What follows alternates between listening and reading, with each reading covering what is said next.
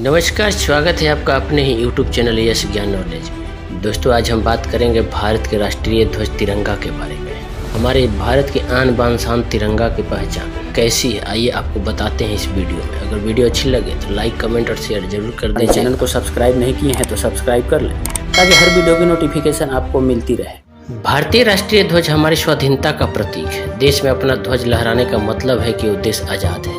आज़ादी के बाद पहले प्रधानमंत्री जवाहरलाल नेहरू ने कहा था, राष्ट्रीय ध्वज सिर्फ हमारी स्वतंत्रता नहीं बल्कि ये देश की समस्त जनता की स्वतंत्रता का प्रतीक है। भारतीय लॉ के अनुसार राष्ट्रीय ध्वज खादी के कपड़े का होना चाहिए। शुरुआत में राष्ट्रीय ध्वज का इस्तेमाल आम नागरिकों द्वारा सिर्फ राष्ट्रीय दिवस जैसे स्वतंत्रता दिवस एवं गणतंत्र दिवस को ही होता था। बाकी के दिनों में वे उसको कहीं फहरा नहीं सकते थे, लेकिन कुछ समय के बाद यूनियन कैबिनेट ने इसमें बदलाव किया और आम नागरिकों द्वारा इसके उपयोग को शुरू कर दिया गया। भारतीय राष्ट्रीय ध्वज को सभी लोग तिरंगा नाम से जानते हैं। इसका मतलब है तीन रंग। तीनों कलर समतलीय एक बराबर हिस्सों में बटे हुए होते हैं। सबसे ऊपर केसरिया, उसके नीचे सफेद एवं सबसे नीचे हरा रंग होता है। तिरंगा की चौड़ाई एवं लंबाई 2:3 में होती है। तिरंगा के बीच में सफेद रंग के ऊपर नीले रंग का अशोक चक्र होता है जिसमें 24 धारियां होती है। भारतीय राष्ट्रीय ध्वज का महत्व क्या है, आइए आपको बताते हैं। हमारा राष्ट्रीय ध्वज हमारे देश की संस्कृति, सभ्यता और इतिहास को दर्शाता है। हवा में लहराता हुआ हमारा राष्ट्रीय ध्वज हमारे देश की स्वतंत्रता को प्रदर्शित करता है। यह हमारा ध्वज हमारे देश के नागरिकों की स्वतंत्रता के साथ साथ अंग्रेजों के अत्याचार से मुक्त होने पर अपना एवं अपने देशवासियों का गौरवयुक्त अभिमान है। हमारे राष्ट्रीय ध्वज में 3 महत्वपूर्ण है, इसलिए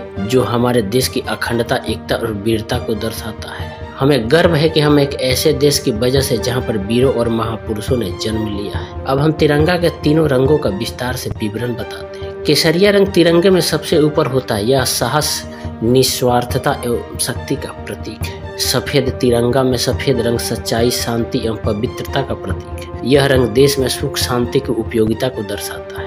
हरा रंग विश्वास, शिष्टता, वृद्धि एवं हरी भरी भूमि की उर्वरता का प्रतीक है। यह समृद्धि के जीवन को दर्शाता है। अशोक चक्र, इसे धर्म चक्र भी कहते हैं। नीले रंग का अशोक चक्र 3वीं शताब्दी में सम्राट अशोक द्वारा बनाया गया था, जिसे तिरंगा में बीच में लगाया जाता है। इसमें 24 तीलियां होती है। अशोक चक्र जीवन के गतिशील होने को दर्शाता है। इसका न होना मतलब मृत्यु है। राष्ट्रीय ध्वज का इतिहास क्या है? राष्ट्रीय ध्वज स्वतंत्रता के लिए भारत की लंबी लड़ाई एवं राष्ट्रीय खजाना का प्रतिनिधित्व करता है। यह स्वतंत्र भारत के गणतंत्र का प्रतीक है। देश आजाद होने के कुछ दिन पूर्व 22 जुलाई 1947 को स्वतंत्र भारत के संविधान को लेकर एक सभा आयोजित की गई थी, जहां पर पहली बार राष्ट्रीय ध्वज तिरंगा को सबके सामने प्रस्तुत किया गया था। इसके बाद 15 अगस्त 1947 से 26 जनवरी 1950 तक राष्ट्रीय ध्वज को भारत के अधिराज्य के रूप में प्रस्तुत किया गया। 1950 में संविधान लागू होने पर इसे स्वतंत्र गणतंत्र का राष्ट्रीय ध्वज घोषित किया गया। राष्ट्रीय ध्वज को पिंगली वेंकैया द्वारा बनाया गया था।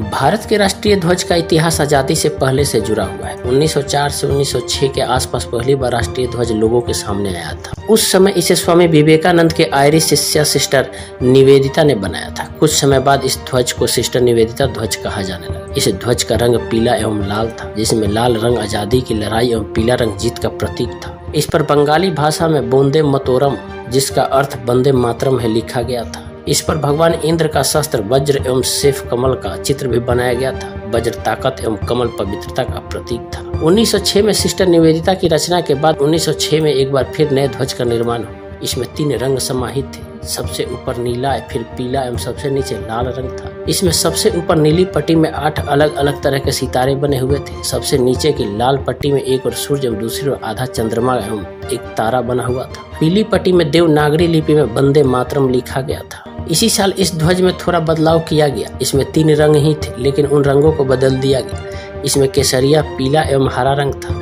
जिसे कलकत्ता ध्वज कहा गया।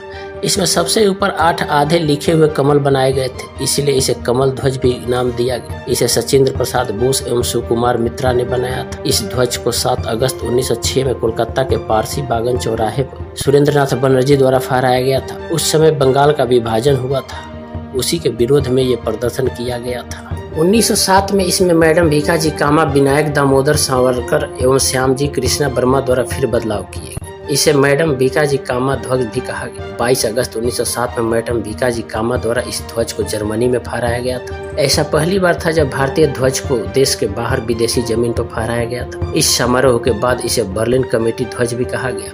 इस ध्वज में सबसे ऊपर हरा, बीच में केसरिया एवं सबसे नीचे लाल रंग था। लेकिन 1916 में पिंगली वेंकैया नाम की लेखिका ने एक ध्वज बनाया जिसमें पूरे देश को साथ लेकर चलने की उनकी सोच साफ झलक रही थी।